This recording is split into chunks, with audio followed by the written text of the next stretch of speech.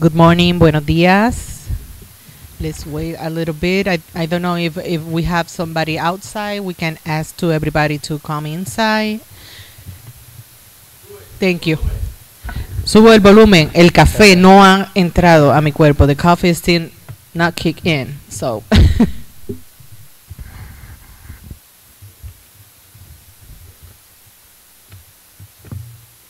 Okay, so good morning and welcome everyone to the PRBA National Conference 2023. As you may know, my name is Rebecca Arenas. I'm the CEO of Legal Services Clinic of the Puerto Rican community. Legal Services Clinic is a non-for-profit organization that provides free services, legal services to the indigent. So if you know somebody who needs our services, please let us call us at 407-900-2065.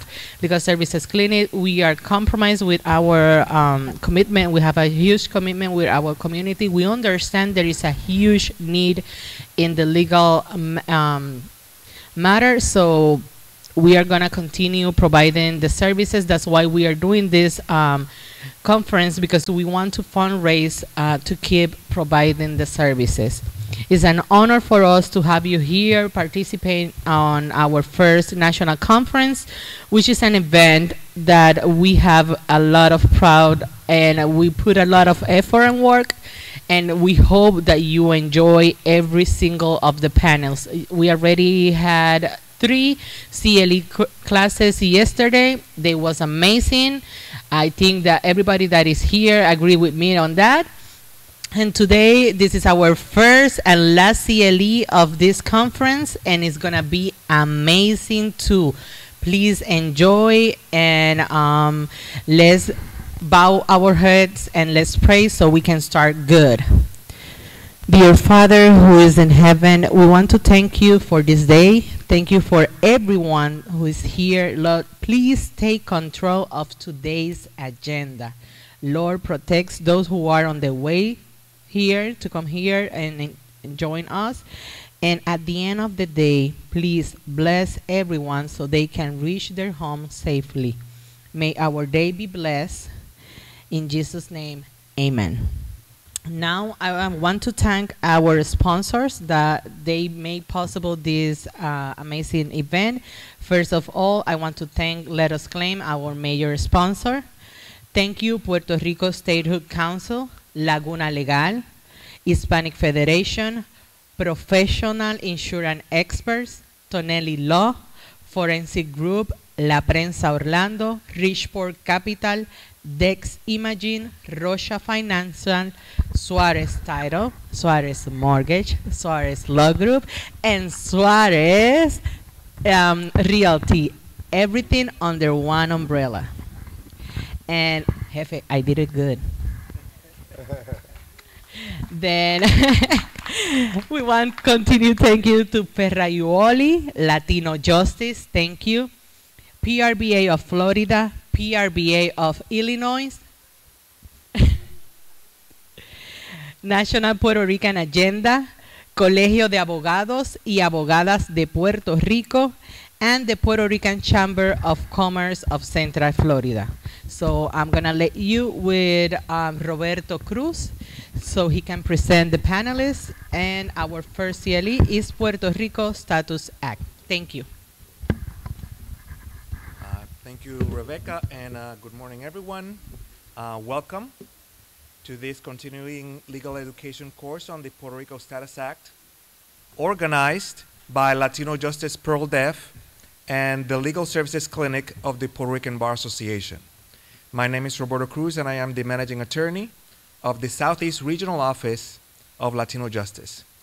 I am honored to moderate this panel, and we have 4 distinguished guests who will share their insights and perspectives on the history, prospects, and challenges for the U.S.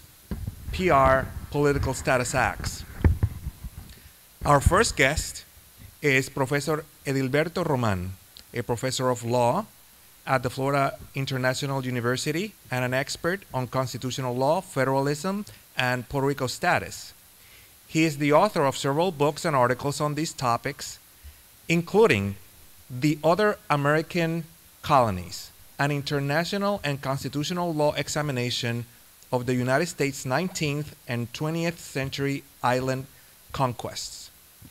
Our second guest is Congressman Darren Soto, a Democrat representing Florida's 9th Congressional District. He is the first Floridian of Puerto Rican descent to serve in Congress and a member of the Congressional Hispanic Caucus. He is a co-sponsor of the Puerto Rico Status Act, a bill that would provide federally sponsored plebiscite to determine Puerto Rico's future and political status. Our third guest is Resident Commissioner Jennifer Gonzalez, a Republican representing Puerto Rico in the U.S. House of Representatives. She is the first woman and the youngest person to hold that office. She is also a co-sponsor of the Puerto Rico Statehood Admission Act, a bill that would admit Puerto Rico as the 51st state of the United States. She also worked on the Puerto Rico Status Act, and recently Congresswoman Gonzalez announced the wonderful news that her husband and her are expecting twins. However, the news of the week, of course, as we all know, is that she announced her candidacy for the governorship of Puerto Rico. Our fourth distinguished guest is none other than the civil rights attorney Phillip Arroyo, a former White House intern and a graduate of Florida A&M University College of Law. He has appeared in local and national media as a legal analyst in both English and Spanish media. You can see him in Channel 13, WESH, and national TV network Univision. He is also a partner at the Arroyo law firm, professor at Rollins College, and a vocal advocate for Puerto Rico's self-determination and decolonization. Please join me in welcoming our panel.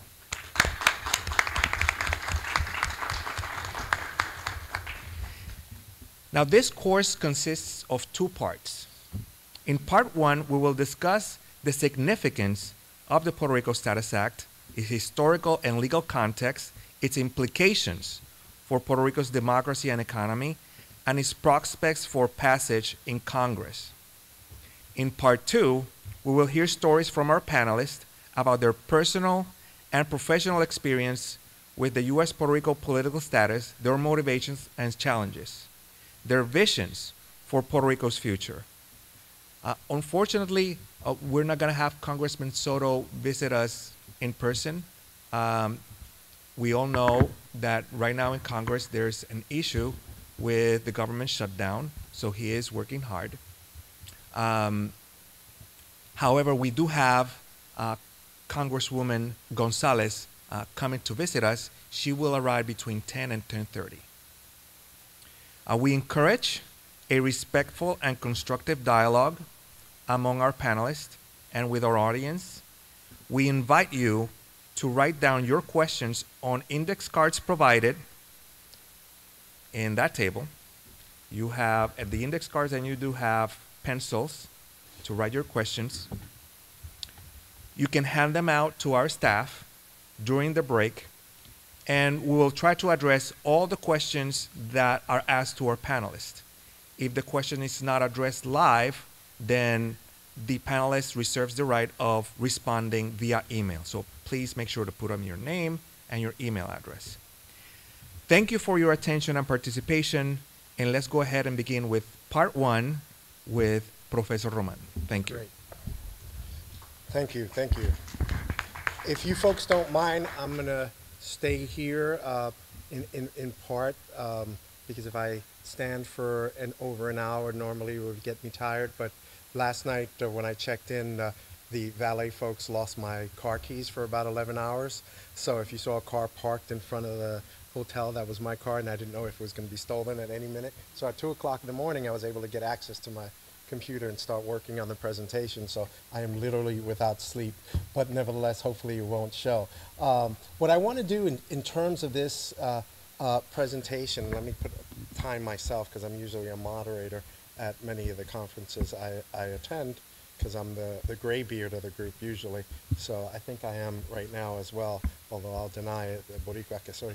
But anyway, So I want to give us context when we talk about the Political Status Act, right? We're talking about an act that's addressing the, the primary issue, primary legal issue in Puerto Rico since its annexation and before.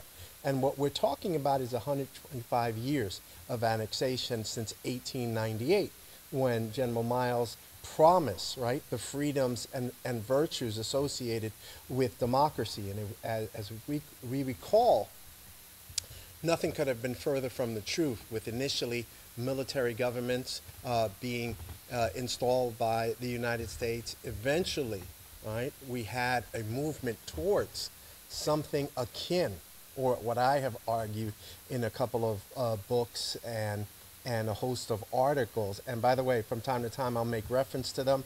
And you should feel free afterwards to ask anything and everything you want concerning these issues, because I think in this context, although some people might view it as political, there is no debate in terms of the colonial status, whether you're in favor of statehood, whether you're in favor of quote-unquote enhanced Commonwealth status, which I will tell you, I don't know what that is, and although I've looked at the issue for over 10 years, or independence, that many like me and so easily do, frankly, to be self-critical, from their ivory towers, talk about the virtues and values of self-determination and autonomy. So I think these are thorny issues, tough issues, but without question, the lack of self-determination, the lack of complete citizenship is without debate.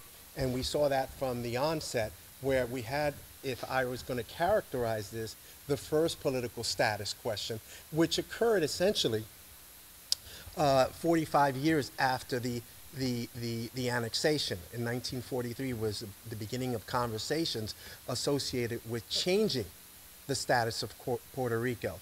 And I believe in part, and this is what I've written about in an article, and I'll make reference to articles more than books, because you can always look me up with them, because it's hard to do 125 years in an hour. So I'll give you some context with respect to that in an article, about a 100-page article in the Villanova Law Review, where when I first entered the academy, I noticed everyone talking about Puerto Rico was soft-shoeing it. And most of the people talking about the U.S. colonial venture, the leading work on it, was by someone by the name of Arnold Leibowitz. And that book was called Defining Status. And when I looked at that issue, and part and parcel with what I write about, I looked to the index and wanted to see to what extent issues of diversity, of racism, of a lack of full membership was part of this debate. And when I looked at the glossary of that book, the book Defining Status, the only section it had on racism was racism between the people in Palau amongst each other. And I said, hold on a second. Everything I read in terms of the congressional record and the history of the annexation of Puerto Rico was a different treatment.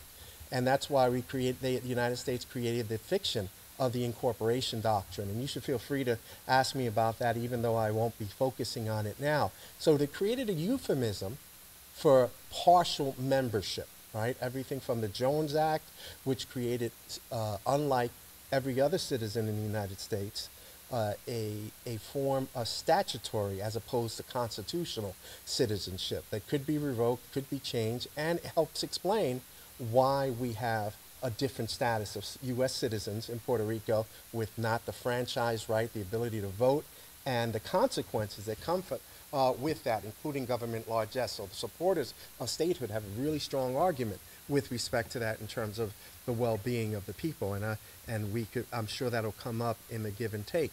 But when we talked about this issue the first time, I say we in terms of the United States, talked about it in 1950, was the purported argument of the creation of a compact, right? And many of you know, anytime you fly into Puerto Rico after you clap, right? That is our tradition, as much as we love to fly, and I suffer from the same thing.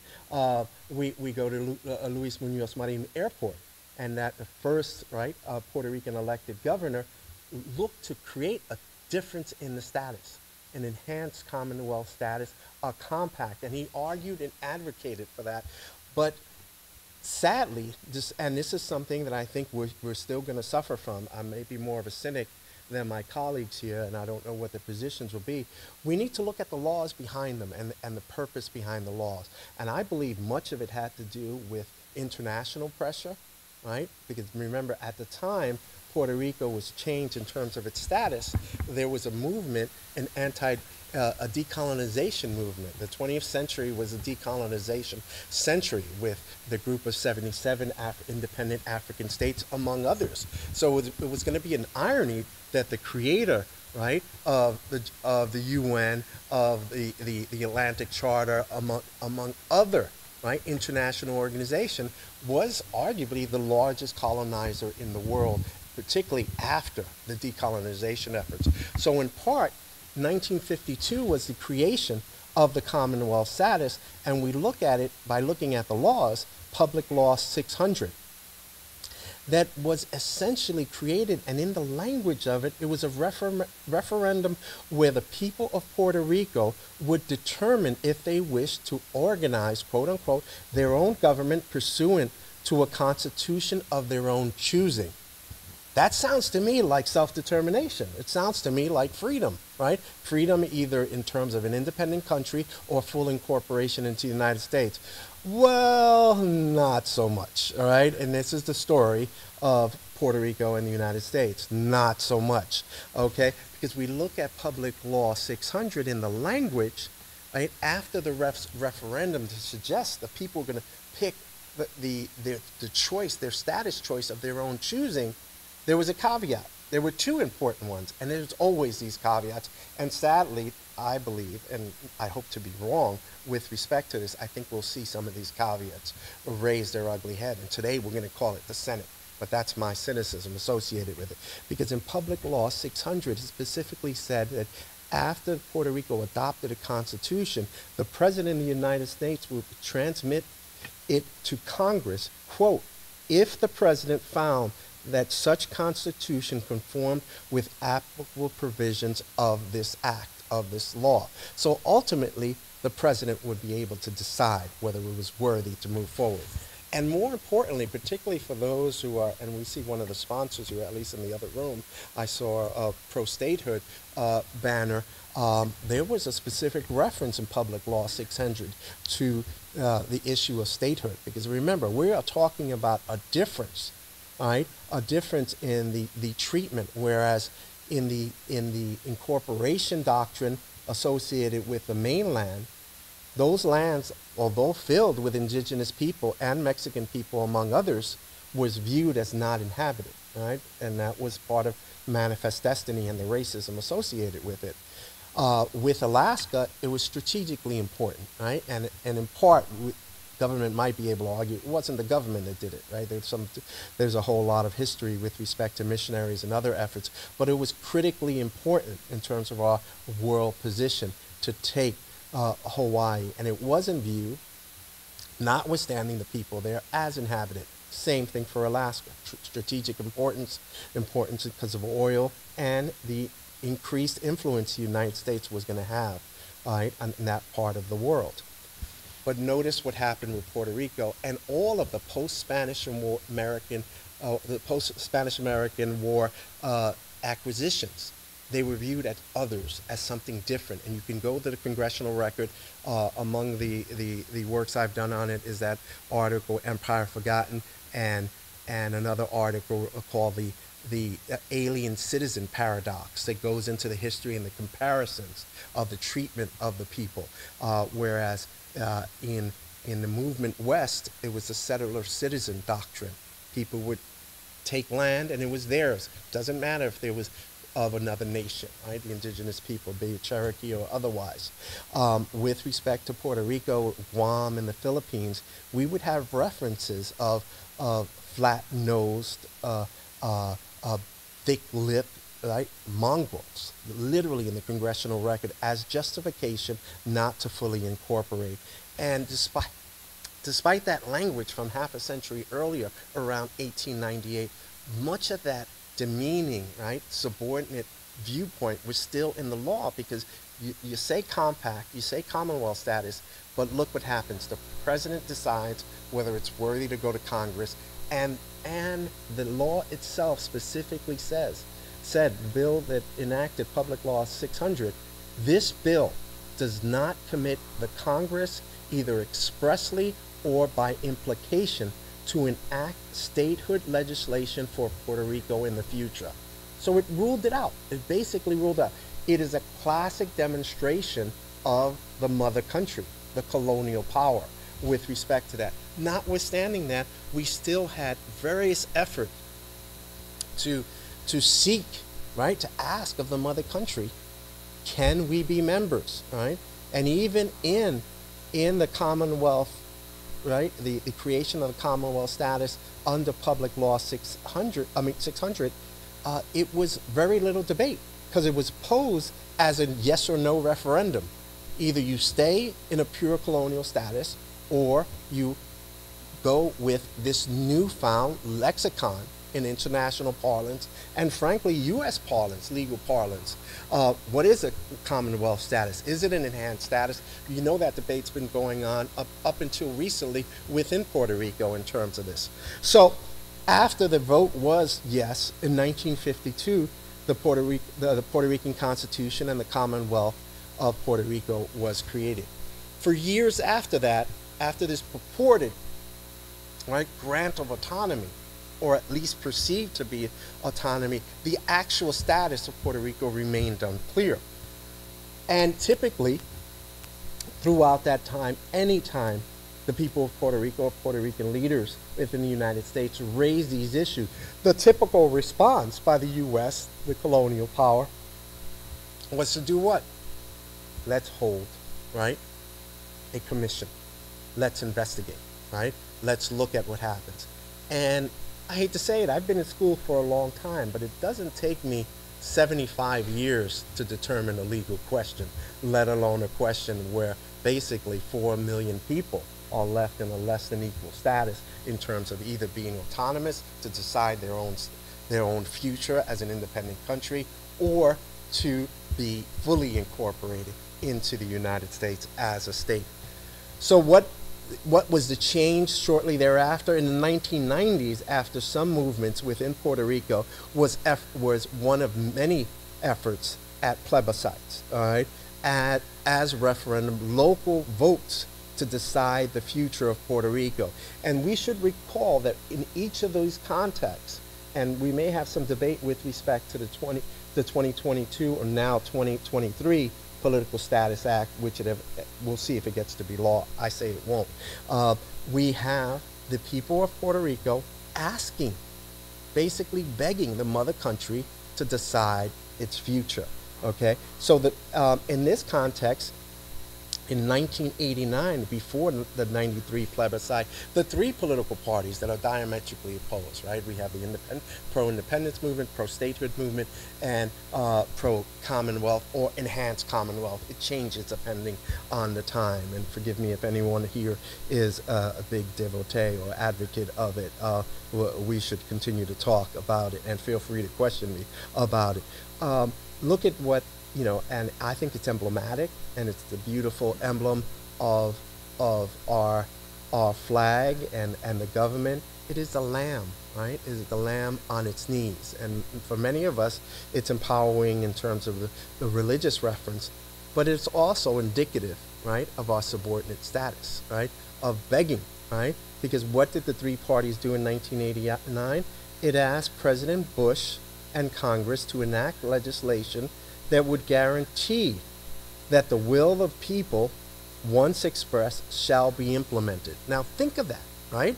If so many countries in this world, sometimes by fiat after world wars, right, in the context of the State of Israel and other settings post-World War II, right, people determine their independence through their vote, sometimes through armed conflict, but it is only in the colonial context where you have to beg, right, the power, the hegemon, right? And at this point, we're not talking about a country burgeoning into a power in 1898. We are talking about the leader of the free world, the most powerful economic and military government in the world, and the leader of the movement for freedom and democracy and independence, ironically, millions of U.S. citizens were saying, please, motherland, give us our choice, right? And what happened?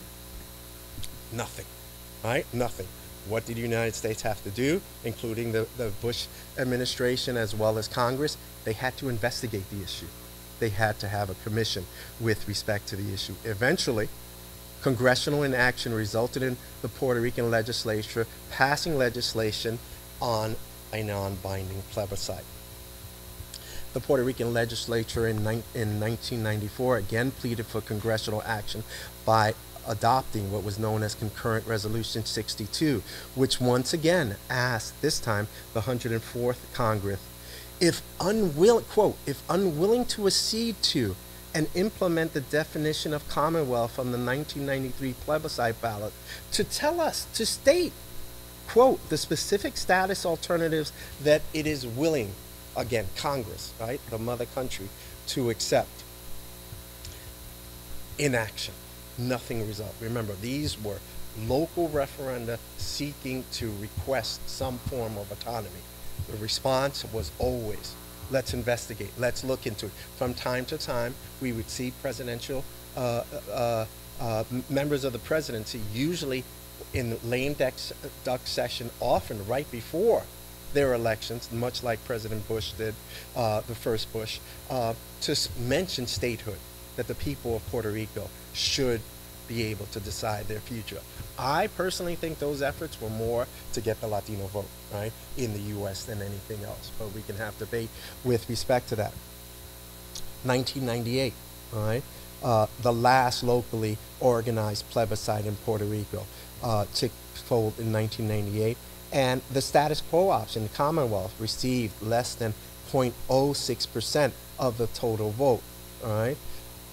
But there was, as always, in Puerto Rico, and maybe on this panel and in the audience, a debate. Evidently, there was already a debate among the emails with one of the Puerto Rican Bar Associations saying this is too political. Now, if it's too political, what are you doing, right? You're attorneys and you're a bar association and you've only been a colony for 125 years. But again, I don't mince words with respect to that. I think it's a cop-out. But nevertheless, the majority of the vote in the 1998 plebiscite went to none of the above option, right, which received 50.3%. But then we saw a significant shift during that time where the pro-statehood movement, right, received almost 47% of the vote in terms of the issue. And the independence movement, and we can talk about this in the Q&A, it's roughly 3% of the vote, and there's a long history associated with that, dating back to Albizu Campos and other efforts. 2012 plebiscite. This one considered two questions. The first one, do you maintain the Commonwealth status, right? The second question was, which would be preferred alternative if the non-territorial option was wanted, and gave the voters in Puerto Rico the right to choose between three non-territorial alternatives: statehood, independence, or free association. I think that's a misnomer, right? The only, right, in my view, the only sovereign, the only options that'll be self-determination or come close to it would be independence or statehood. An enhanced Commonwealth status, that's 75 years, and we're still trying to figure out what that means, right? And it changes depending on the climate and depending on the environment with respect to that. In that context, we saw the movement. 61.2% chose statehood, while 33% of the vote asked for free associated, and once again, independence, about 5.5. That one, once again, filled with controversy, where 500,000 ballots were ignored, contrary to Puerto Rican law, Puerto Rican cases. I could give you the sites if you like, that had previously ruled that blank ballots should be considered. Puerto Rico had hanging chads, evidently, after the U.S. did in terms of the 2000 election. Should be considered, these blank ballots should be considered as none of the above. So filled with controversy. Then we have the 2017 ballots, which there again, in that context, only offered two options, right? Statehood or slash statehood and independence, or slash free association. Again, I still don't know what that means, all right? And most people here, I suspect, don't know what it means. And if you do know what it means, maybe your dad, granddad, abuelita, abuelito would say something different, certainly if they were in Munoz Marin's era with respect to this. Once again, non-binding inaction. So now let's move to today, basically. Let's see what I'm doing with time. Okay, I'm okay. And you know, this you should appreciate, and at least one of the individuals here is my former student, and can attest to this. Law professors are notoriously babosos, and so I'll continue with that tone. So we have the Political Status Act of 2022, the great, hopefully, right, the great leader, the great, dare I say, white hope of the future, and some, particularly those in favor of an enhanced status or independence, might find some irony with respect to that in terms of the pro-statehood efforts. And in that context, in a vote of 232 to 191, that vote not initiated in Puerto Rico, and that is significant. That, without question, is significant, and why ultimately I may be proved to be wrong with respect to nothing will change. But I'm willing to bet that my great-great-granddaughter, hopefully member of the U.S. Supreme Court, right? And we're seeing some movements, right? Because we see some wise Latinas on there, among others, and some diversity, like individuals like Justice Gorsuch, a staunch conservative, but had exposure to indigenous people when he worked as a judge on the 10th Circuit, and he understood issues of the irony of the colonial issues. And if you want to see an amazing decision, I can give you some citations with that. He just destroyed Justice Kavanaugh's apologist movement with respect to the Commonwealth status, and basically said, and Justice Sotomayor, as one might expect, wholeheartedly agreed with him, but I was really impressed and surprised that Gorsuch said that the insular cases are a shame, are a dark mark in our history, and he's absolutely correct. All this history is a dark mark, even though in many instances well-intended with respect to that. And this will naturally play into, I believe, in the Q&A, some discussions with respect to the economic crisis. And I'll make some passing reference about what I wrote about 30 years in terms of my prediction, what was to occur today. And I wish I had predictions like that were similar to 6 numbers on the lotto. But nevertheless, in terms of these issues, you had 216 Democrats and 16 Republicans, fairly, right, bipartisan, supporting these issues. And there were compromises. There were competing bills on the status issue. The bill was introduced in 2020, passed the House, and left with congressional inaction because the Senate didn't vote on it. Right? But largely Senate didn't vote on it. There's some ironies to that, right? Because when you look at the movement and the momentum, and I believe there'll be some proponents here that'll say, hey, statehood is the best option. And from an economic standpoint, they have a strong argument, right? You know, those that question it, cynics like me, maybe because I'm a graybeard, right, will say, huh, we'll see. We'll see, or as we say in Puerto Rico, "Y tu abuelita dónde está," right? In terms of why they don't want us, right? That's my cynical view with respect to it. I hope I'm wrong. I hope I'm wrong with respect to it. It died, right? It died in Congress and was reintroduced this year, right? And by the same representative, and it's here in my notes, and I suspect most of you, or Raul, I cannot pronounce his name. Someone help me.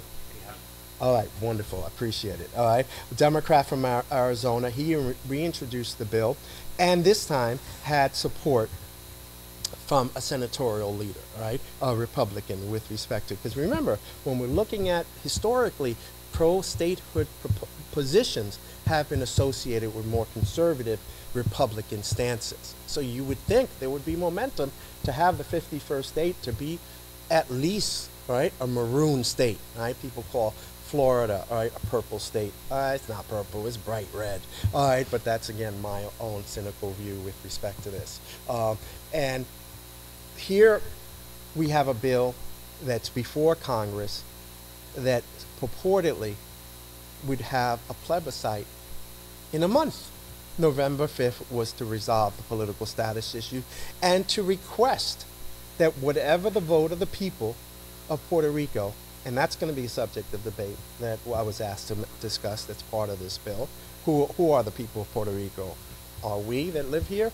Maybe with the exception of a handful that live in Puerto Rico. My view would be, I don't want to continue to sound like an ivory tower elitist. I think it's easy for me to say, right, when my aunts, my uncles, my cousins are over there, right, living that life. So I take perhaps a little bit more conservative view than others with respect to that. We can talk about that later. And here, it was reintroduced, and we're waiting. We're waiting to see what will come of it. In Congress, this was reintroduced April 20th, 2023, and it was, and it's in committee, right? And the belief is, like before, going to pass in the House, likely not in the Senate. And the last point I want to raise before hopefully some Q&A, only gone about 40 minutes of the, I think, hour that was given to me, but I'm happy to discuss any and all these related points that some might be controversial. I don't really think they are in light of the history. Who can vote, right? Who can vote on the Political Status Act? The bill is pretty clear. Section 4 of the bill has definitions, and subsection 3 of section 4 probably should be C, but nevertheless, it's 3. The term eligible voters mean bona fide residents of Puerto Rico who are otherwise qualified to vote in general elections in Puerto Rico. Issues and conclusions on eligible voters. This is what I wrote 27 years ago at the end of basically what was tantamount to Operation Bootstrap, right? To have Puerto Rico, the shining star of the Caribbean, to show, right? And remember, we were in the Cold War when this was going on. Association with the United States was important for foreign policy reasons, for image, but also to address the threat that was looming in lands like Cuba and perhaps eventually in lands, and we can debate that, in lands that are occurring now in South America. Well, in that context, and it was a Democrat that basically did away with two critical provisions of the IRS code, section 931 and section 936 of the code, that basically was aimed, and I think it was a magnanimous effort. I don't think there was any cynicism, any virtues or criticisms associated. I believe the view was to treat Puerto Rico as a bastion of what it is to be associated with the United States, to transform an agricultural economy to an industrial one, without arguably, right, the investments we saw in Germany and Japan post-World War II. We didn't have a war, obviously, there, so maybe there was a different justifications there. But it worked. It worked in the sense it was an amazing effort at corporate welfare. Corporations did really well. Yet ironically, and this is, I go into great detail, too much to probably go over here, but I can give you a chapter and verse in the article Empire Forgotten, that Operation Bootstrap, and particularly section 936 of the IRS code, created a great amount of capital in Puerto Rico. Sadly, it did not translate to the people of Puerto Rico, right? Because what it basically did, it provided for profits gained in Puerto Rico by U.S. corporations would be tax-free, given an incentive for corporations to move to Puerto Rico to industrialize the land. The trickle-down supply-side economics didn't work for the people of Puerto Rico. At the end of Section 936, believe it or not, investment was over $300 billion, and yet unemployment rates, participation rates by the people of Puerto Rico were almost identical, ironically, to when Operation Bootstrap started. The quality of life, without question, had changed, and there was some benefits. This was, I believed, when I read, and I wrote this in 1996, but you have to realize it was published in 1997, but I was probably writing it in 1995. And one of my motivations was to see, and brilliant Judge Trujillo and Cabranes had written powerful statements against colonialism in their articles, but they were tempered. They were cautious, given they were federal judges, right? I said, I'm going to be like them or stick my neck out, and I like sticking my neck out. I argued, this is in 1997, Congress's callous dismantling of the foundation of the Puerto Rican economy may mobilize the Puerto Rican people to determine that U.S. colonialism in Puerto Rico has run its course. The Puerto Rican people have likely had enough of the United States' false promises of self-determination after they realized how the U.S. government has shamefully taken away, without consultation, the foundation for an economic incentive system and silenced them both economically and politically. And then I tried to be, for those of you who are a little bit graybeards, a little bit of Jimmy the Greek in terms of prognosticating. The impending economic dislocation, it was about 20 years too early, right, with respect to that. But remember, Section 936 had a 10-year phase-out period, right? The impending economic dislocation resulting from Section 936 repeal, along with continued congressional delays in development of a process to resolve the status question, will hopefully lead the Puerto Rican people to appreciate the fallacy of a freely associated state. The Puerto Rican statehood movement, and this is where it sounded like I know what I was talking about. The statehood movement would likely gain even greater support in Puerto Rico as Puerto Rico's economy continues to suffer. The president, in turn, will likely do what they've been doing for 75 years.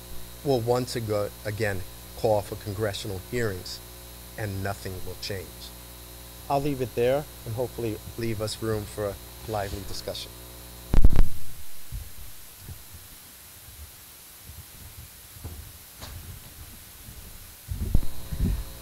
Thank you, Professor Roman.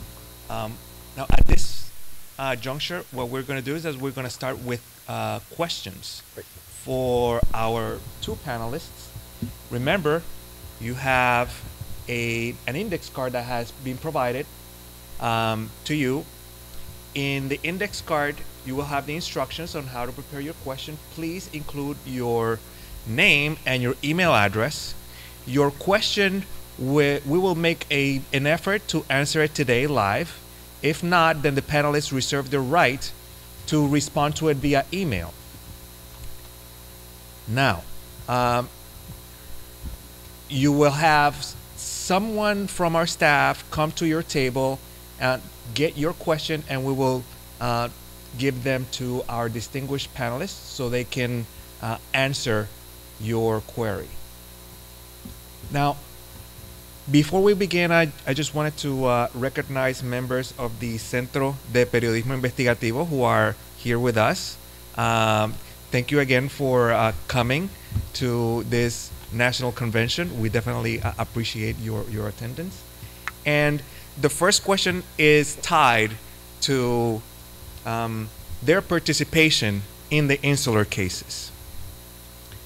As you may know, the Centro de Periodismo Investigativo, or CPI, filed a complaint against the Financial Oversight and Management Board, or FOMB.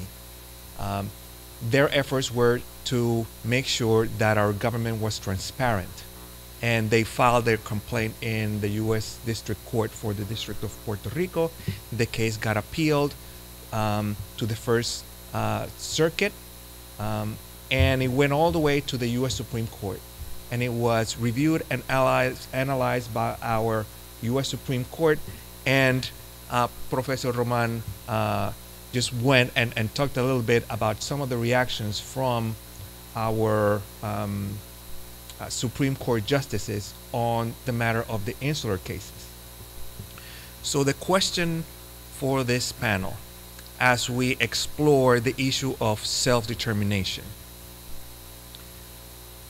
Do we look for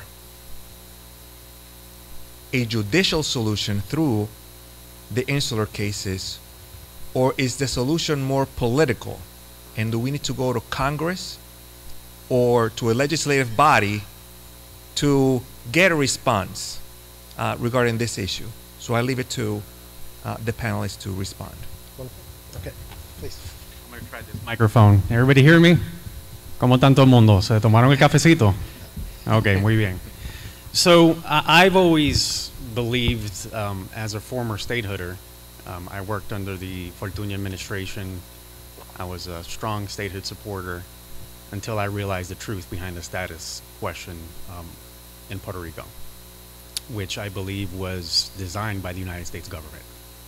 I strongly believe that the judicial branch will do nothing in terms of Puerto Rico's status, because it's essentially a branch of the very government that designed as architects of the status quo on the island to exploit it economically. I believe that the political route would be the most effective, but not only the political route locally, but also internationally. I think history has proven throughout the years, and the professor was very, very good on point when he mentioned this, when Operation Bootstrap started, it was because there was international pressure or shaming of the United States, if we can say that. The United States moves when it's embarrassed internationally. And as the professor mentioned, back in the 50s, or the beginning of the century, other countries would criticize the United States. You know, you're here talking about democracy, freedom, and independence, but yet you have a population of Puerto Ricans who are American citizens but can't vote for president. Their sole member of Congress can't vote on the floor. I believe they can vote in committee, but if they're a tie-breaking vote, then their vote doesn't count. So I believe as a result of that international pressure, the United States stopped appointing governors unilaterally, American governors, to control everything in Puerto Rico. And I think that has to happen again. I think that more forums of this nature need to be held to not only educate people and Puerto Ricans like all of us in this room, because we're all preaching to the choir, but also educating the American citizens who are not Puerto Rican, because the Constitution is very clear. Unfortunately, Puerto Rico is under the territorial clause of the U.S. Constitution, which essentially states in layman terms that Puerto Rico is property, and that U.S. Congress can do whatever the hell they want with the island of Puerto Rico. The Constitution is very clear, and it's been decided in courts and whatnot. So we need to educate the American people as well and teach them that, look, just the same way that the forefathers of the United States of America fought against colonialism and supported independence, which we all celebrate every 4th of July, the people of Puerto Rico have to stand up and say enough. And I believe international public pressure would be the right way to go. Here we agree entirely. The case, and you said someone represented? Yes, CPI. Okay, wonderful. I actually am working on a few articles on that case and Madero as well, and I call them the new insular cases, because it's not even questioned anymore, right? It's the reintroduction of the territorial clause. In both instances, the territorial clause was stated and used to say, we decide, you don't decide. And if that isn't by definition, after 125 years, a colonial relationship, I don't know what is. So I would love the most popular, arguable figure that I see him now on everything from the Money Train to, I think last week he was on Netflix in the wrestler movie.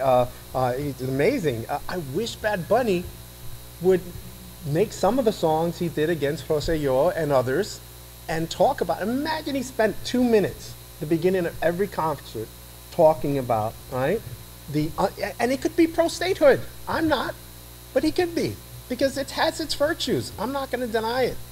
I ultimately side with the position of independence, because I had, in a setting like this, and it was quite lively, in UPR, La UP, a professor say something that I didn't have a response to because I was torn. And in my works, I ultimately, slightly soft-skewed it in terms of independence. And he said, statehood is the culmination of annexation. And I said, doggone it, I don't have a response to that. I don't have a response to that, isn't it? Right? Isn't it the full indoctrination and completion? But by the same token, it's easy, not you, but that colleague and me sitting in our ivory towers, sitting in Miami. I'm not going to tell you how much my home costs, but some of you saw my car, and I hope it's still there. I was driving a 20-year-old Jeep that was I bought for my son before that, but he insisted, and my other sons did too, get something nice, so they call it the Batmobile. It's easy for us in our cushy jobs to say, right, what Maria Perez and Andres would say, right, in San Sebastián, you know, in La Finca, how you should live. You know, it's easy. For me, I don't feel the consequences. So that's why I believe the Political Status Act is right in terms of the people of Puerto Rico should decide, but it should be a political movement. We should know, and we should not have presidents. Democrats and Republicans alike are embarrassing. Everyone from Clinton to Obama to Bush. I don't want to say about Trump, but you know how much I love him, you can guess. And I've written op-eds about him, and particularly in his lovely throw. His best shot was the throwing of the paper towels with respect to how to treat the consequences of Maria. They all seem to think we are your friends, right? We are our neighbors. No, we are U.S. citizens, whether we're here or over there. The only reason they can't vote because they're a colonial power. One of the reasons they can't vote and are a colonial power because how they perceive the people of color. Ironically, those people of color will probably be 60 to 70% Republicans, right? En la finquita, la casita chiquita de mi abuelo, they would probably be staunch statehood supporters because they wouldn't let me even talk about it as an 18-year-old. When mi hijo que tú no entiendes, what I would, you know, I had to be respectful, and that's what incited me to write these issues. So I think the movement has to be political. It has to be to every settings and debate, and we can't have, and we should shame people to say it's too political. Damn it, it's 125 years. The most important legal issue pertaining to our people. The issues with economically, culturally, and otherwise, and it's too political, then why are you here? Why do you exist if you don't want to debate it, right? Roll up your sleeves, be respectful with each other. And if you can't, we handle it the way we handle it, outside. But no, we won't do that. But seriously, I mean, when are we gonna step up to the plate? I want everyone from, and I don't want to see iconic figures like Roberto Clemente and others talking about these issues. And debating them, no matter what your status option is, and acknowledging the virtues and the vices associated with it. It has to be political. So it has to be political. Let's look at the different schools of thought regarding political solutions. And I would ask the members of the panel to discuss a little bit and analyze these options. Yeah, if I could just follow up very quickly. Yes, go ahead. 50%, close to 50% of the people in Puerto Rico live below U.S. poverty, right? Standards. That's atrocious, right? That is not the shining star of the Caribbean. That's the virtue and value of statehood. They have the economic prowess associated with being part of the United States, right? Median income, far lower, half that of the poorest state in the Union, Mississippi. That's been historically the case. It's worse now. Mass exodus, 1 million people leaving among the brightest, the youngest, right, in the last 10 years. And the beliefs are over 1 million, the estimates are 1,200,000 will leave in the next 10 years. So it's going to be a brain drain, an economic drain, and a youth drain in Puerto Rico. It's going to only deal with more strife. That's the virtue and the value of statehood. The independence movement, all right? It's the old saying, all right? Mi vino será agrio, pero es mi vino, you know? And there's something to be said for sovereignty. That pride we have. I post it almost every day. Some of you may see it with respect to any of our athletes, right? In terms of Pan American Games, World Games, and other efforts, and that pride we have, right? Be it listening to Mark Anthony's Preciosa or other efforts. That's, you know, something that's indelible, ingrained, but it has to be tempered, right? Can it work? Well, Trinidad and Tobago, right, which I've written about decades ago, created letters of agreement with England that recognized England's colonial power and insisted on England keep a financial obligation associated with its former colony, where much like Puerto Rico, it changes its economy. And Trinidad and Tobago, not, you know, bastion like Taiwan or other countries in Asia, but it survived and it's done fairly well. At the end of the day, I can't get away from the argument that statehood is the culmination, the final culmination of conquest. So that's why I'm ultimately in favor of independence, but I know, right, that my Achilles heel is about half my body because I say that from the ivory tower. And there's some real value and virtue where I know I'm right, or I think I'm right, and that's probably because of being not only a critical race scholar, but of my generation. I don't think the gringos want us. And I don't think they'll ultimately vote for us. And that's why it's taken 75 years and nothing has changed. I hope I'm wrong. I hope I'm wrong. I never thought we'd have a black president. I never thought we almost would have a woman president with respect to these issues, right? Free associated state. I don't know what that is. I do know it's colony. I do know it makes fools of us all if we continue to have it. Thank you, Professor. As I mentioned earlier, I am now a supporter of independence as Ooh, well. okay. And many I may be expected him and I to fight. many may be surprised at that because I was a staunch statehooder for most of my life. I worked in Puerto Rico. I lived in Puerto Rico for half of my life. I worked under the Luis Fortuño administration. I worked with Kenneth McClintock as Secretary of State. But it comes a time when you realize what's really behind the curtain. And what's really behind the curtain is the big, fat, purple elephant in the room that nobody likes to talk about, but it's real. And it's money, okay? Puerto Rico is a corporate tax haven, which has been exploited by corporations and multimillionaires to save money in taxes. As Professor mentioned during Section 936, a lot of corporations did well. And they moved here not because, not here, but Puerto Rico. They didn't move to Puerto Rico because they love the beaches and its people. They moved there to save money in taxes. And today, unfortunately, that is still happening. Acts 20 and 22, which were two laws that were passed in the Puerto Rico legislature, which were presided by today resident commissioner Jennifer Gonzalez, who voted for it. Act 22 would permit multi-millionaire and billionaires to go to Puerto Rico for less than a year and save a ton of money in taxes. That's why you see anybody here is a boxing fan, Jake Paul. He just bought $1 million home in Puerto Rico. He didn't move there because he loves Puerto Rico. He moved there because it's helping his pocket. And you have a lot of millionaires doing the same thing on the island. And I like to cite a very great Puerto Rican in our island's history who has unfortunately been erased by many within the history books, Pedro Albizu Campo. One of the greatest Puerto Ricans who ever lived, graduated from Harvard Law. He warned us back then, and this is, I believe, in the 30s, that the moment would come in Puerto Rico where we would be forced to leave our own home country. It's happening. We have more Puerto Ricans in the United States than on the island. And that eventually the Puerto Ricans who would stay on the island would end up serving lemonade to the millionaires who benefit from the status quo. And that's what's happening. The other day there was a famous Puerto Rican rapper, I believe, Ozuna or somebody.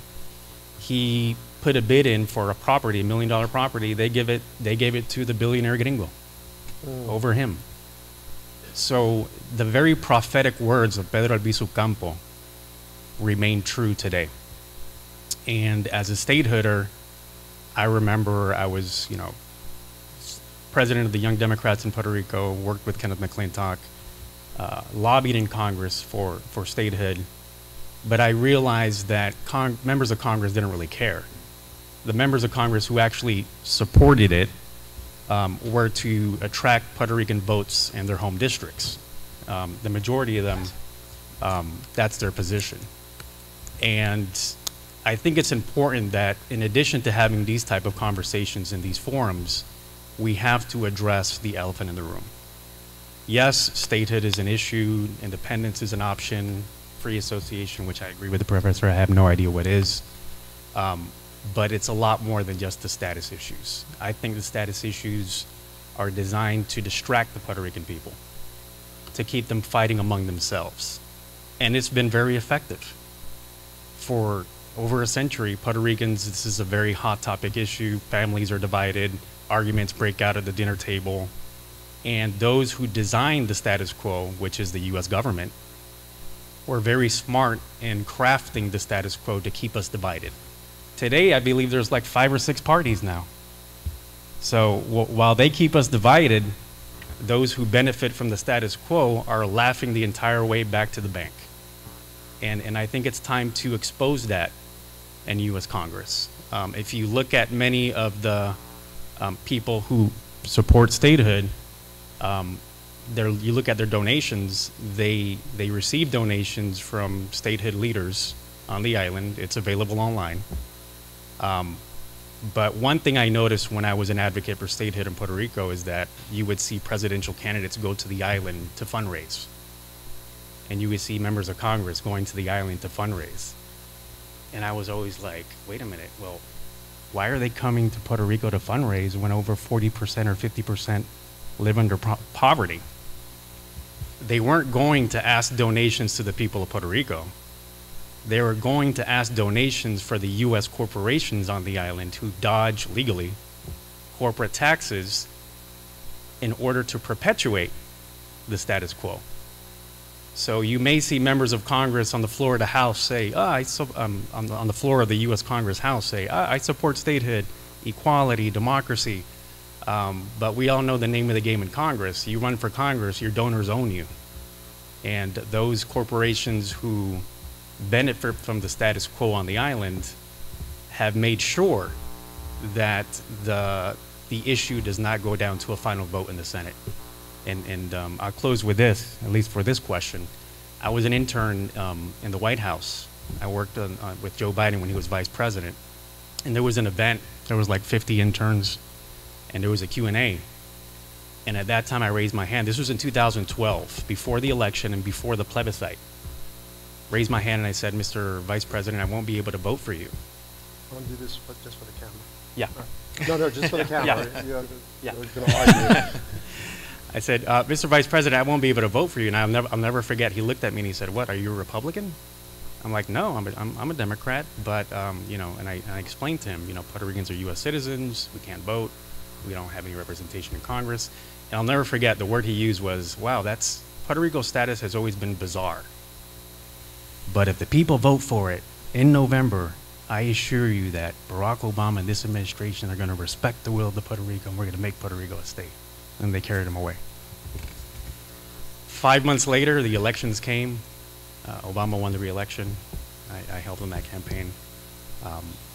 Statehood won in the plebiscite. Democrats had majority in the House, the Senate, and they had the presidency.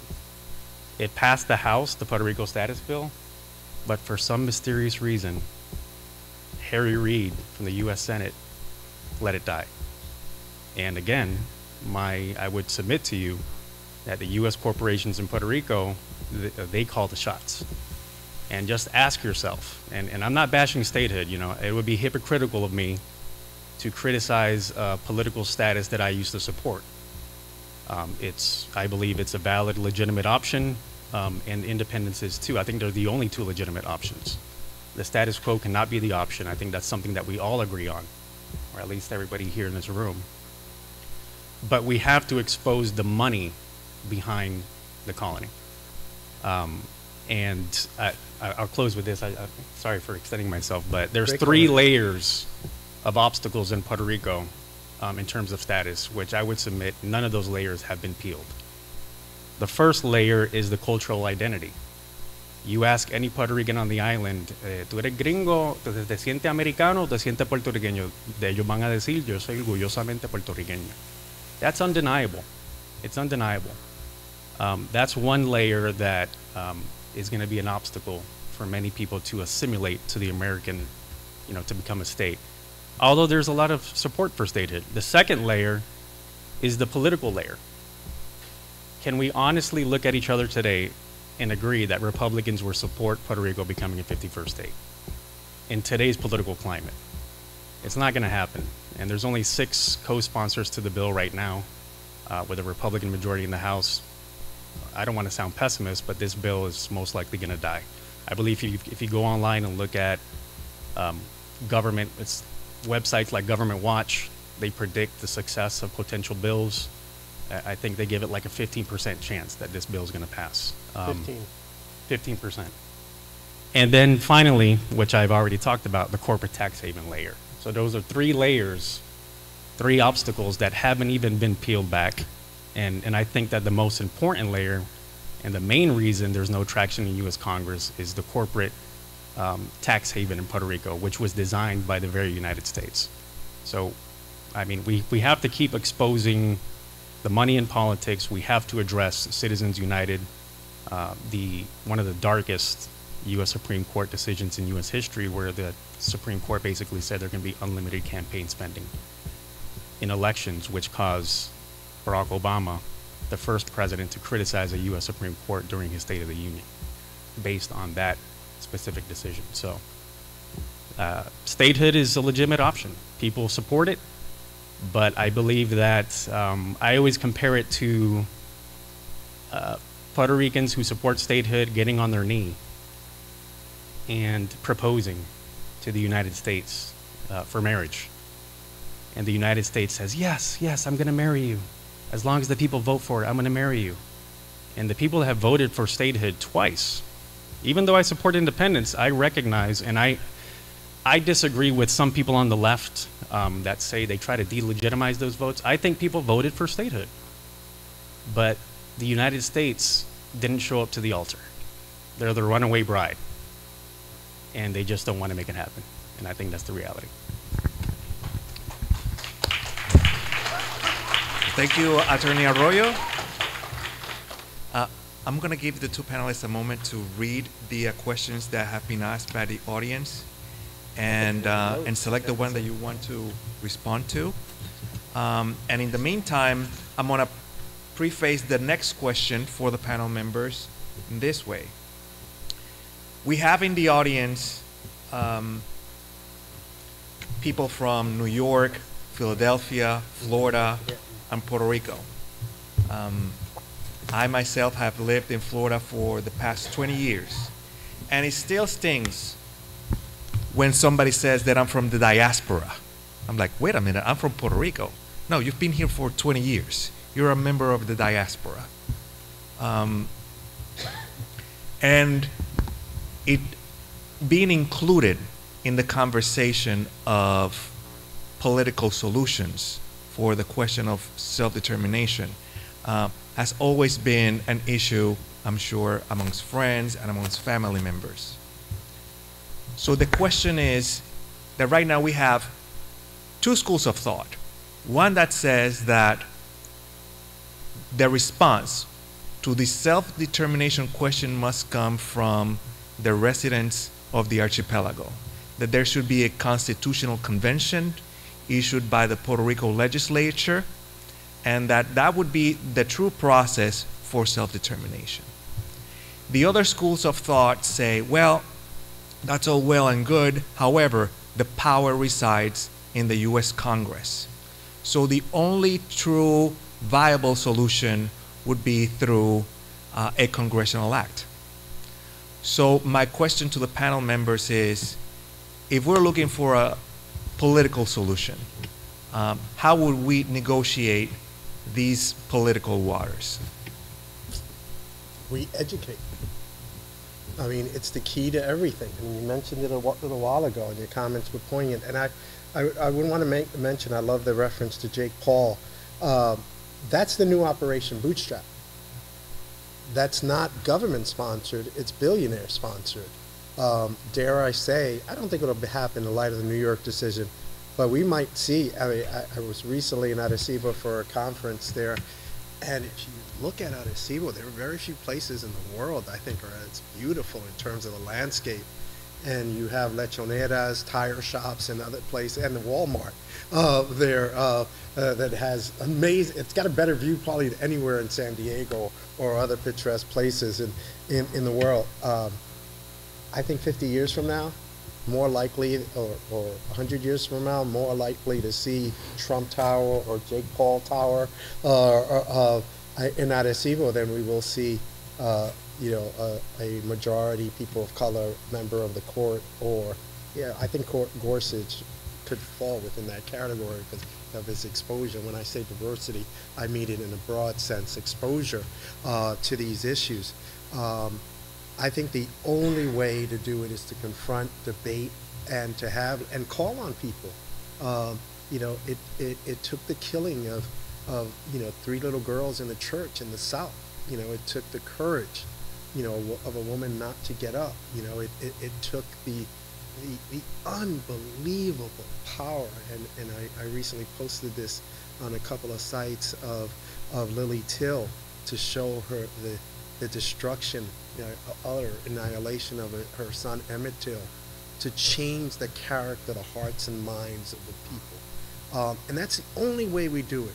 While we continue to be fools and argue with each other about whether my free associated state is enhanced enough, can we get out of the UN Charter, can we, you know, I mean, we're not gonna, let's call it what it is. It's colonialism. You can have one leader say one thing and be wrong. You know, Munoz Marin is, you know, he's, every time I land, I see it. You know, he's spinning in there. He's spinning in there. And he had an incredibly difficult choice for economic reasons, supported it. But I think he knew it wasn't going to get him anywhere. Commonwealth status, enhanced Commonwealth status, freely associated state are just 20th century euphemisms for colony. We have to engage in that debate and then have efforts, political efforts at every turn, call people out, write about it. Each one of us have the ability. For every op-ed 10 op-eds I write, I get 9 rejected. And on a good day, get 8 rejected with respect to it in different settings, in our classrooms, before bar councils, among our family members, in every settings. When we vote on campaigns, give Obama a hard time, give, who should I say on the other side? I would say Romney, but others might say, he's a Democrat. But anyway, the only principal guy I liked. I would have voted for him too. But give people a hard time, call them out at every turn, in every case. More power to the press, bringing out these cases and challenging them to know that, you know, somos presentes, estamos aquí, y nos necesitan respetar, si no, hacemos algo. Not violence, we don't have to, but we can use political violence in the sense of disrupting speeches, in the sense of speaking out, be thorns on the sides of power. Right now, we're complicit, arguing with each other. I've been on panels where I agree with the people and they don't understand what I'm saying and spend a hard time arguing with each other. Isn't it a quintessential example why the New York Puerto Rican Bar Association isn't here? Isn't that emblematic of exactly what we're talking about? That we can't even have the same people here, right, believing in the same causes, say, eso muy político, eso muy pendejo, all right?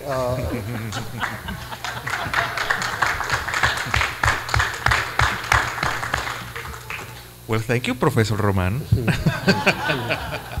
So the same question to Attorney Arroyo. Constitutional Convention in the island or Congressional Act? First of all, it's going to be hard to follow up with pendejo.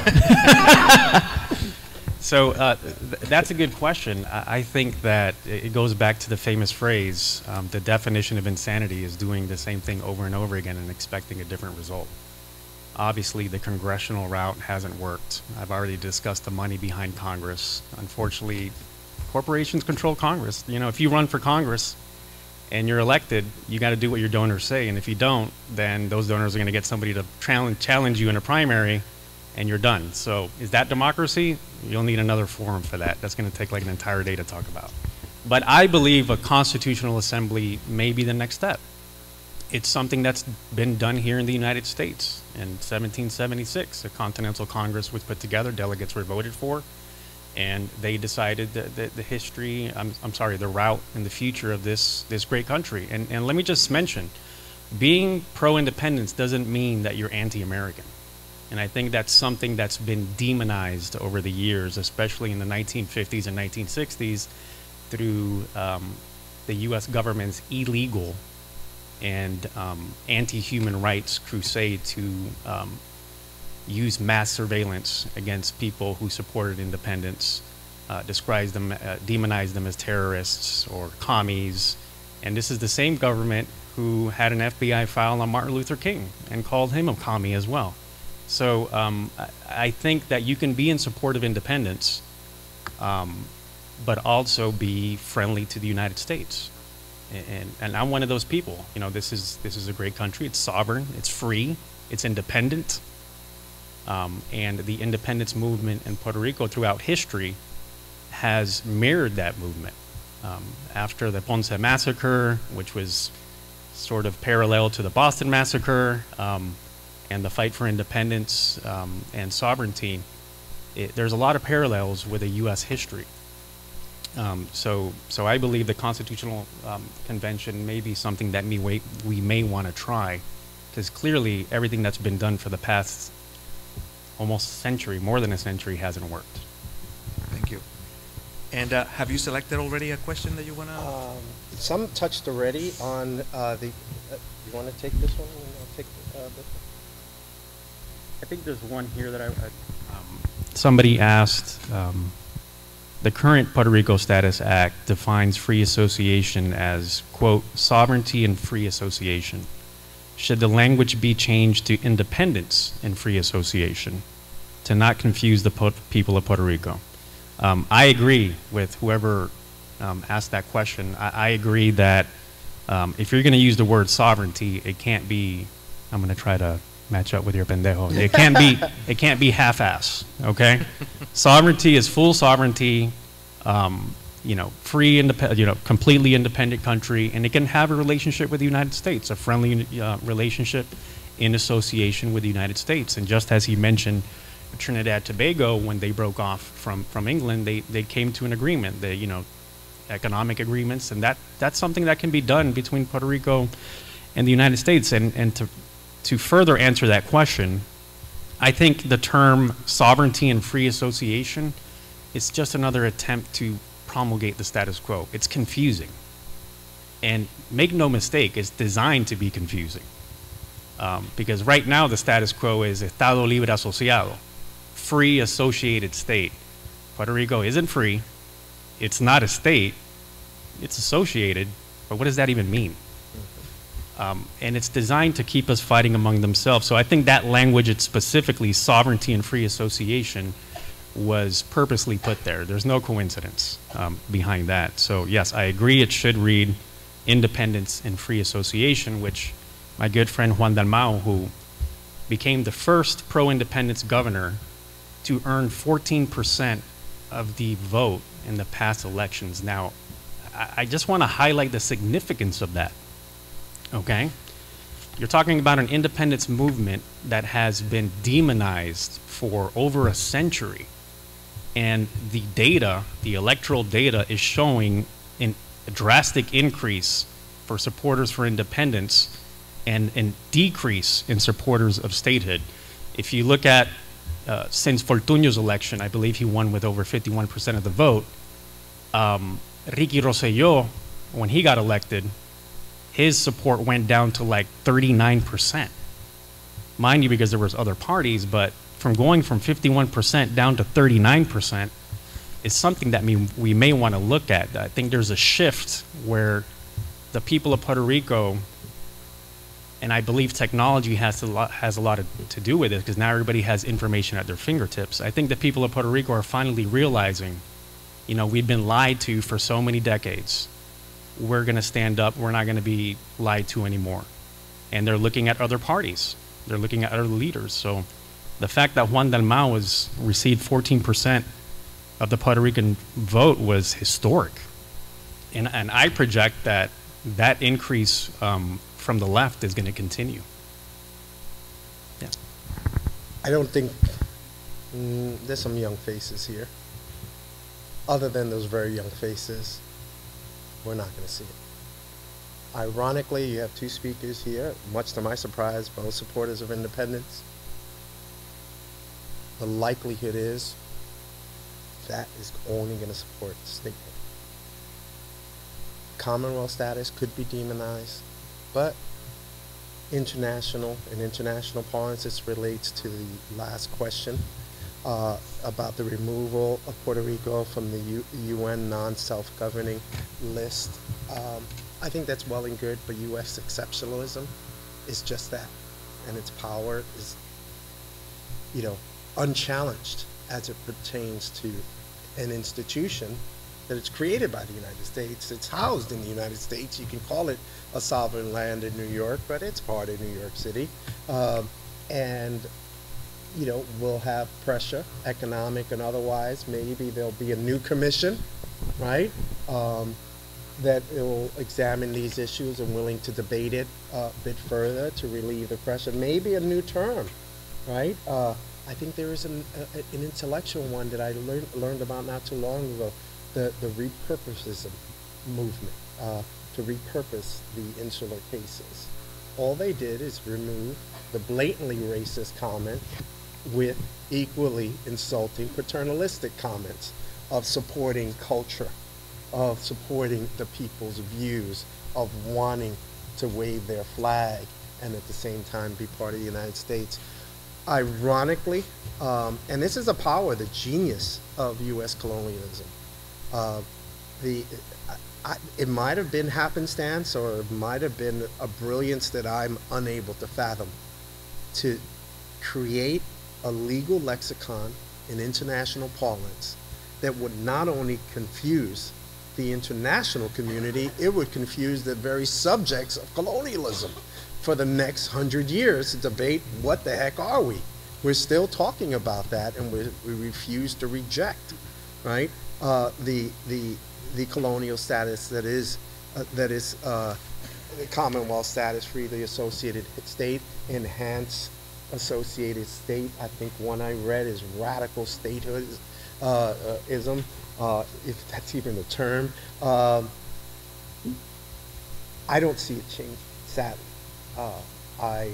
It's certainly not in my lifetime. Independence will grow, but incredibly effective. I mean, Avisos Campos was jailed most of his life and tortured, right, in violations of the Geneva Convention, every other convention, with radiation, right? And he wasn't even involved in the alleged crimes that he did time for. You know, I mean, if anything, he resembles Nelson Mandela in so many ways, in his brilliance, in his power, in his force.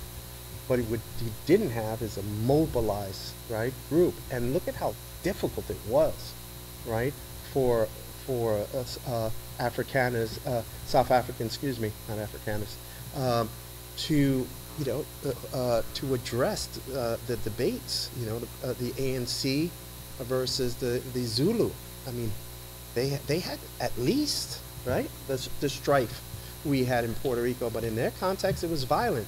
But what they had, eventual international community support, not proclamations by entities. It is the people of the world changed it, and that's what we need to do. We need to get out there and talk about it and debate it and have leaders. You know, I mean, you mentioned you know, a rapper I was unfamiliar with, but we need everyone from Taylor Swift to Bruno Mars, right? For Drake, not only just Bad Bunny, to do it, and some others with respect to what's going on. Because we had Tuskegee in Puerto Rico, sterilization movements, people don't know about it, right? We had gross violations, right, of international law, of things we condemn South American juntas doing all the time. And we did it for the last century in Puerto Rico, and no one talks about it. We might get a movie, right, next year for the most courageous group in the history of the United States, the Borinqueños, right, that might come out with respect to that. And that'll be flag waving, maybe even supporting statehood, another effort. So I think at the end of the day, ironically, what's happening by doing away with the enhanced Commonwealth status, we're going to leave the two options, one that is, I think, more virtuous, but it's been demonized for over a century, and that may prop up statehood. And then we have the mother country say, no, you know, next week, next year, right? Or, you know, did she get the ring on, or she didn't even take it, right? She didn't show up. Yeah, she didn't show up. So she won't show up for a while. I hope I'm wrong. Well, we have time for one more question from the audience to our panel of academics and jurists, and then we're going to talk to our legislators about this topic. So if you have another question, please feel free to address it. As an attorney, I kind of like this one. I'm going to nerd out here a little bit. Somebody asked, what is the potential for addressing issues of territorial sovereignty through international law mechanisms such as the, I don't understand that, but it says interpretation of customary law. So that's a very good question. If we look at customary law, and basically, for those who aren't attorneys, customary law is basically what is accustomed to be done in the law internationally. And I would submit to you that of all the options, the only option that is a legally binding option is independence. It is an inherent international natural right, according to the UN Charter and international law, to be a free and sovereign country. And the United States government, who has preached democracy, freedom, and independence in countries like Iraq, in countries like Afghanistan, and other countries throughout South America, throughout its history, is today a colonizing power that holds Puerto Rico as a U.S. colony. So I think that there is potential for addressing this issue in the United Nations, but I will say this, and I agree with the professor. I've testified at the committee in the UN on Puerto Rico's situation. Every year they approve a resolution saying that Puerto Rico has a right to their sovereign, independence, etc. But unfortunately for the United Nations, it has no teeth.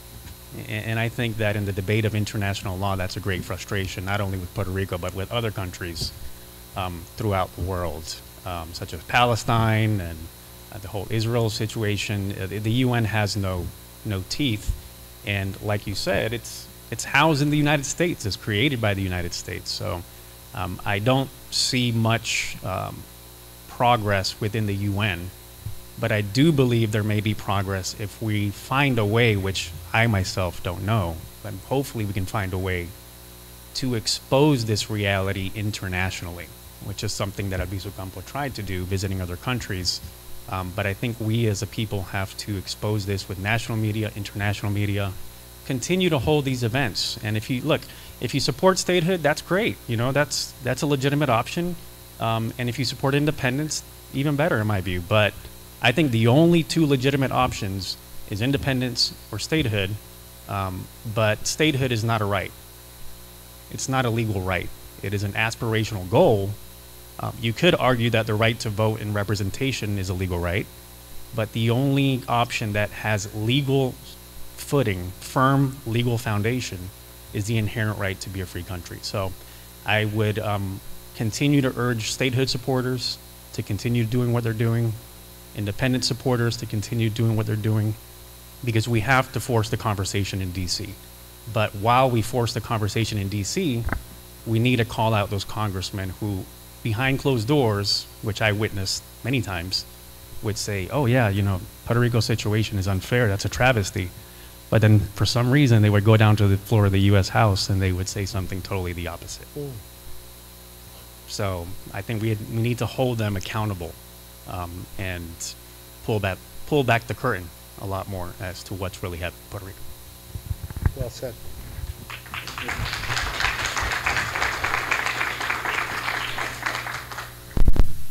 Thank you again to our distinguished panel members. I certainly learned a lot.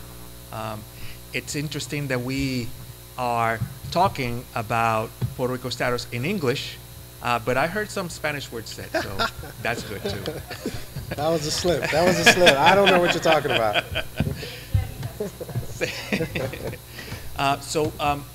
We're going to our next panel from our legislators. As I said in the beginning, Congressman Soto was not able to come in today, but he did send us a link with an address to the audience regarding this topic. And in a few moments, we're going to listen to his remarks. Bienvenidos, mi hermanos y hermanas. This is Congressman Darren Soto. Thank you so much for your invitation to the Puerto Rican Bar Association. As a fellow Puerto Rican attorney, I appreciate my dear friend Tony Suarez and so many amazing longtime members from Central Florida and from South Florida. We in the diaspora have a huge responsibility to help our brothers and sisters back on the island, both in representation in Florida and across the nation, but also up here in Washington. I was honored to be a co-introducer of the Puerto Rico Status Act, also the Puerto Rico Statehood Act before that. What an incredible time it was to be in the negotiating room with Resident Commissioner Jennifer Gonzalez-Colon, with Governor Perluisi, with AOC, and with Nydia Velasquez, Steny Hoyer, Chair Grijalva, so many others. And we ultimately came to a major compromise in order to have a bipartisan solution that I'm proud passed the House late last year during the last Congress. And it had several major provisions. One, it provided for 3 types of status for the Puerto Rican people on the island to be able to decide upon: statehood, independence, and independence with free association. And it was a binding resolution, which meant that if it had passed the Senate, and of course we all know President Biden had already given a message that it was going to be signed into law if that had happened, that the Congress would automatically accept statehood should that have been the vote in the election. If in the referendum they chose independence or independence with free association, those matters would be determined, such as citizenship and length of it, and decoupling of things such as military bases and federal entitlements. Those things would all be decided in a subsequent compact. Of course, taxes would also have been determined under statehood and all those things in a transition over a year plus in negotiations with the United States. So I'm proud to say we filed that bill again in a bipartisan fashion. We'll not only be working the House, but it's key for the Senate to also step up to support the Puerto Rico Status Act. And of course, we're continuing to work with our brothers and sisters on the island. I also wanted to mention we're keeping an eye on making sure to continue Medicaid parity to make sure that Puerto Rico gets the same type of healthcare funding that we saw in the States. We're continuing to oversee and encourage technical assistance for Puerto Rico for disaster recovery after Hurricane Maria and Hurricane Fiona. And of course, serving on the Ag Committee, I'm also working on converting SNAP from the current NAP program, because Puerto Rico is not getting the same type of food assistance opportunities that currently those of us in the mainland have. In business, we're seeing major connections between our area and Puerto Rico, including an insurance with Florida Blue, Orlando Health buying hospitals down there. We also see tourism, major entrepreneurs working down there, as well as other institutions like the Puerto Rico Research Hub, which I was proud to help secure $500,000 to continue the partnerships in academia, as well as with the student exchange programs. I hope you all have a great convention and discussion in Orlando with Boricua attorneys from across the state and from those of you traveling from the island and from other areas.